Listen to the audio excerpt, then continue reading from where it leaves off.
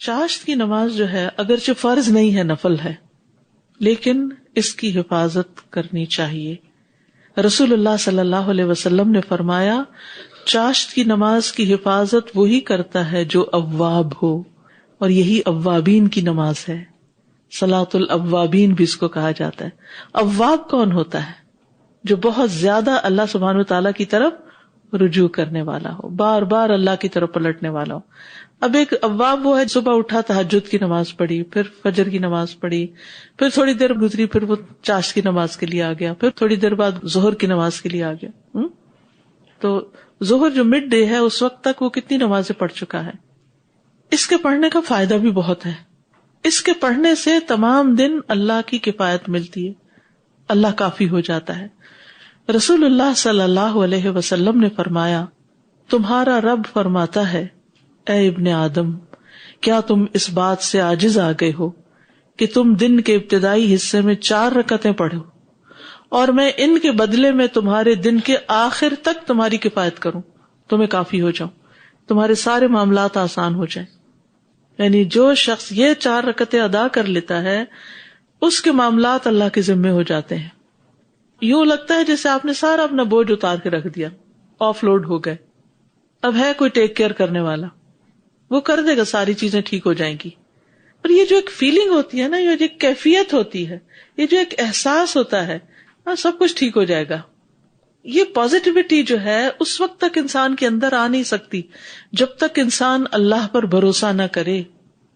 اور یہ بھروسہ خالی کہنے سے نہیں ہوتا، اس بھروسے سے پہلے کچھ کرنا بھی ہوتا ہے.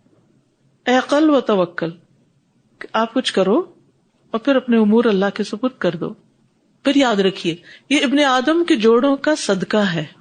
جوڑوں کی بیماریوں اور تکلیفوں میں بہترین علاج ہے، یہ آزما کے دیکھیے اس کو.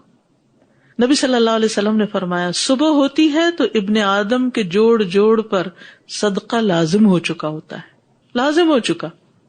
چنانچہ وہ جس سے ملے اس کو سلام کہے تو صدقہ ہے، اس کا نیکی کا حکم دینا صدقہ ہے، اس کا برائی سے روکنا صدقہ ہے، اس کا راستے سے اذیت والی چیز دور کرنا صدقہ ہے، اور اپنی اہلیہ سے ہم بستر ہونا صدقہ ہے. اور ان سب سے چاشت کی 2 رکعتیں کفایت کرتی ہیں. یعنی اگر ان میں سے کوئی اور نیکی کا کام نہیں ہو سکتا تو چاشت کی 2 رکعتیں جو ہیں یہ سب صدقوں کو پورا کر دیں گی، جوڑ جوڑ کا صدقہ ادا ہو جائے گا. بعض اوقات ایک انسان صرف اکیلا گھر میں ہے، کوئی ہے ہی نہیں اس کے پاس، وہ کس کو سلام کرے، کس کو نیکی کا حکم دے، کس کو برائی سے روکے، کون سی راستے سے اذیت والی چیز دور کرے. اب کیا کرے؟ کسی کو بھی اللہ نے محروم نہیں کیا.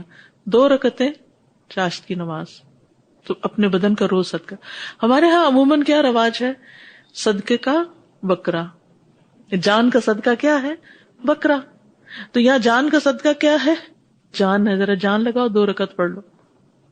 دیکھیے نبی صلی اللہ علیہ وسلم کی سنت کیا ہے، مجھے ذرا بتائیے کہ کوئی بیمار پڑا تو آپ نے بکرا صدقہ کیا، یا کوئی برا خواب دیکھا تو حکم دیا کہ بکرا قربان کرو. باقی آپ نے اگر غریبوں کو کھانا کھلانا ہے تو چاہے بکرا قربان کریں، چاہے آپ سوکھا راشن دے دیں، چاہے ان کے بچوں کی فیس دے دیں، ان کی پڑھائی کا ذمہ لے لیں، ان کو سال میں کتابیں لے کر دے دیں. بے شمار طریقے ہیں صدقہ کرنے کے، لیکن ہمارے ہاں صدقے کا ایک ہی طریقہ ہے، اور وہ ہے بکرا قربان کرو، اور وہ بھی کالا ہو. میں نہیں کہتی کہ کوئی جو بکرا کرتا ہے تو اس کو کوئی فائدہ نہیں، ٹھیک ہے، صدقے کی ایک قسم ہے، غریبوں کو کھانا کھلانا کر لیجئے، لیکن اس کو لازم کر لینا اور اس کے سوا سمجھنا کہ بلا ٹالی نہیں سکتی جب تک بکرا نہیں ہوگا، تو یہ کانسیپٹ غلط ہے. ہر صدقہ بلا ٹالتا ہے. کوئی بھی چیز کر لیجئے، اور اس وقت یہ دیکھیے کہ آپ کے قریب کس کو کس چیز کی ضرورت ہے. آپ اس کو تو روک کے رکھے ہوئے، وہ بےچارا تو ترس رہا ہے، وہ مصیبت میں مبتلا ہے، اس کی آپ مدد نہیں کر رہے، اور دور بیٹھے لوگوں کو آپ بکرے کا گوشت کھلا رہے ہیں. تو اس میں آپ دیکھیے کہ اگر آپ نے اپنی جان کا صدقہ دینا ہے نا تو 2 نفل چاشت کے پڑھنا شروع کر دیں. اگر آپ کے پاس گھر میں وقت نہیں، کام پہ جہاں جا رہے ہیں 5 منٹ پہلے پہنچ گئے، وہاں پڑھ لیجیے. کنوینئنٹ تو یہ ہے کہ جب آپ اسکول کے لیے تیار ہو رہے ہوں تو وضو بھی کر رہے ہیں، تیار ہو رہے ہیں، صاف ستھرے کپڑے پہن لیں، تو اس حال میں انسان جب نفل پڑھتا ہے تو بہت سکون آتا ہے بنسبت اس کے کہ آپ کچن میں کھانا وانا پکا کے میلے کپڑوں کے ساتھ نفل پڑھیں. چلے نہ ہونے سے تو وہ بھی بہتر. ان کا وقت جو ہے وہ سورج نکلنے کے 15 منٹ بعد سے سورج کے زوال سے 15 منٹ پہلے تک آپ کو کھلا ٹائم ہے، جب بھی آپ چاہیں پڑھیں. اور نبی صلی اللہ علیہ وسلم نے اس کی تاکید بھی کی. ابو ہریرہ کہتے ہیں کہ مجھے میرے خلیل نبی صلی اللہ علیہ وسلم نے 3 چیزوں کی وصیت کی ہے کہ میں موت سے پہلے ان کو ہرگز نہ چھوڑوں. ہر مہینے میں 3 روزے، چاشت کی نماز اور سونے سے پہلے وتر کی ادائیگی. افضل وقت وہ ہے جب اونٹوں کے بچوں کے پاؤں گرم ہونے لگے، نہیں جب دھوپ خوب نکل آئے، یعنی گرمی ہو جائے. یعنی آپ صلی اللہ علیہ وسلم نے چونکہ وہاں کے حساب سے بات بتائی تو ہمیں اس کا پھر خود اندازہ کر لینا چاہیے. قاسم شیبانی کہتے ہیں کہ زید بن ارقم رضی اللہ عنہ نے کچھ لوگوں کو چاشت کے وقت نماز پڑھتے دیکھا تو کہا، یہ لوگ اچھی طرح جانتے ہیں کہ یہ نماز اس وقت کی بجائے ایک اور وقت میں پڑھنا افضل ہے، کیونکہ رسول اللہ صلی اللہ علیہ وسلم نے فرمایا اوابین کا معنی ہے اطاعت گزار، توبہ کرنے والے اور اللہ کی طرف رجوع کرنے والے لوگوں کی نماز اس وقت ہوتی ہے جب اونٹ کے دودھ چھڑائے جانے والے بچوں کے پاؤں گرمی سے جلنے لگتے ہیں، یعنی اتنی دھوپ نکل چکی ہوتی ہے.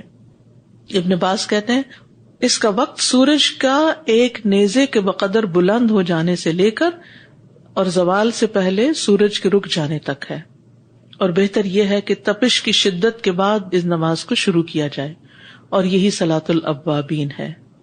معاذہ بیان کرتی ہیں کہ انہوں نے حضرت عائشہ سے پوچھا کہ رسول اللہ صلی اللہ علیہ وسلم کی چاشت کی نماز کی کتنی رکعتیں ہوتی تھی، تو انہوں نے کہا 4 رکعتیں، اور جتنی چاہتے بڑھا دیتے.